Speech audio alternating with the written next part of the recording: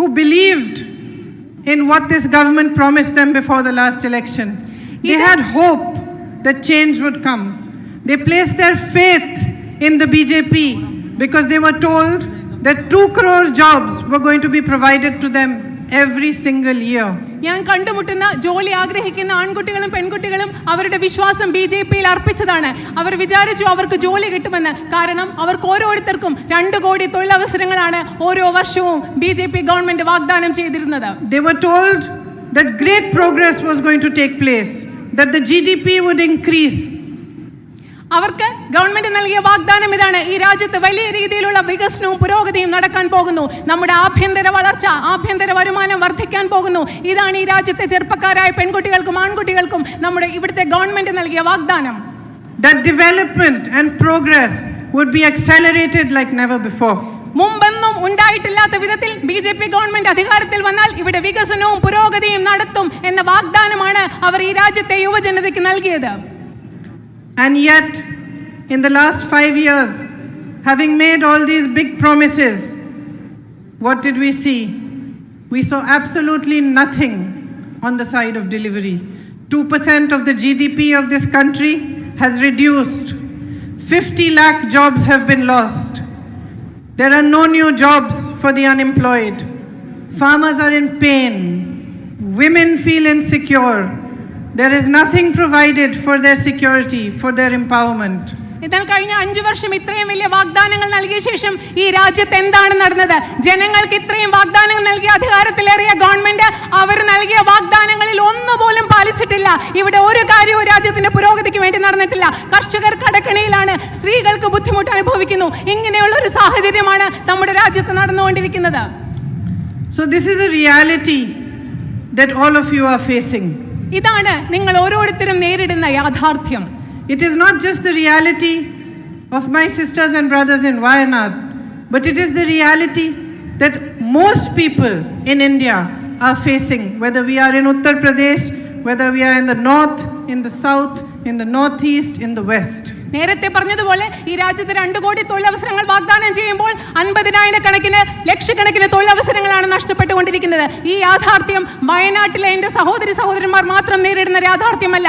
ഈ രാജ്യത്തിന്റെ മുഴുവൻ ഭാഗത്തും, ഉത്തർപ്രദേശിലും വടക്കു ഭാഗത്തും വടക്ക് കിഴക്കൻ ഇന്ത്യയിലും ഈ രാജ്യത്തെ എല്ലാ ഭാഗത്തെയും ജനങ്ങൾ നേരിടുന്ന ഭാരതത്തിലെ ഇന്നത്തെ യാഥാർത്ഥ്യം ഇത് മാത്രമാണ്. And yet, while facing this reality and enduring problems and suffering with no support from your government, every single day of your lives, you are subjected to a huge amount of publicity, media and propaganda regarding that same government which is doing nothing for you.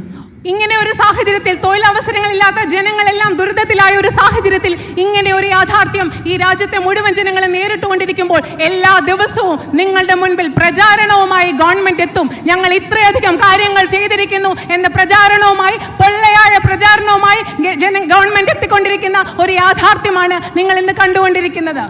You switch the TV on, you see our Prime Minister. നിങ്ങൾ നിങ്ങളുടെ വീട്ടിലെ TV ഒന്ന് on ചെയ്യുക, ഉടനടി പ്രധാനമന്ത്രി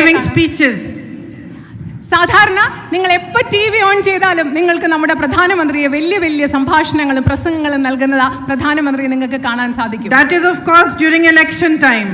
അത് കൂടുതൽ most often during the rest of the time you saw him traveling around the world. നിങ്ങളുടെ വീട്ടിലെ TV ഓൺ ചെയ്യുമ്പോൾ പ്രധാനമന്ത്രിയെ കാണുന്നത് എപ്പോഴാണെന്ന് അറിയുമോ? പ്രധാനമായും തെരഞ്ഞെടുപ്പ് സമയത്ത് അദ്ദേഹത്തെ TV കാണാം. അല്ലാത്ത സമയം അദ്ദേഹം ഈ രാജ്യം മുഴുവൻ, ഈ ലോകം മുഴുവൻ ചുറ്റിക്കൊണ്ടിരിക്കുന്ന പ്രധാനമന്ത്രിയെ നിങ്ങൾക്ക് കാണാൻ സാധിക്കും. You saw him in Dubai, you saw him in America, you saw him in Japan playing drums, you saw him in China hugging the leadership, you saw him in Europe, you saw him in Africa, you even saw him in Pakistan eating biryani.